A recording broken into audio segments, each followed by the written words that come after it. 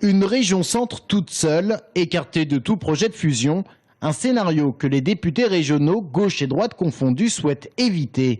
Au point que tous les députés socialistes du centre se sont fendus aujourd'hui d'un communiqué de presse, tous appelant à voter par amendement le rapprochement avec les Pays de la Loire. Moi, je vais aller voir nos amis bretons et leur dire, mais nous, on est d'accord puisqu'il va y avoir un droit d'option, vraisemblablement dans la loi, pour que en 2016 la Loire-Atlantique rejoigne la Bretagne, et qui est donc une Bretagne reconstituée à 5 départements. Je pense que c'est là qu'il y a les bases d'un accord. Alors, est-ce qu'il va se faire maintenant?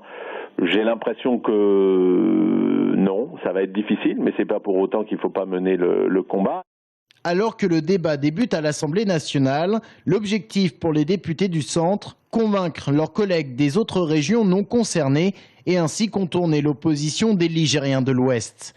Cette situation de blocage, pour Claude Greff, député UMP, est favorable au rattachement avec les Pays de la Loire. C'est en partie la faute d'une réforme mal préparée.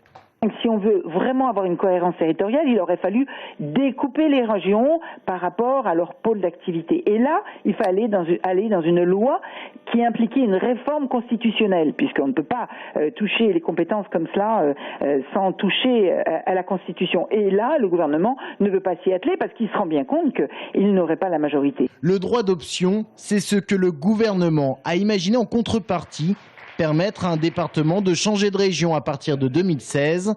Ce droit d'option devrait être assoupli par le retrait de la consultation populaire. Ainsi, la Bretagne pourrait récupérer la Loire-Atlantique et la Vienne demander par exemple son rattachement à une grande région Val-de-Loire. Politique fiction pour le moment.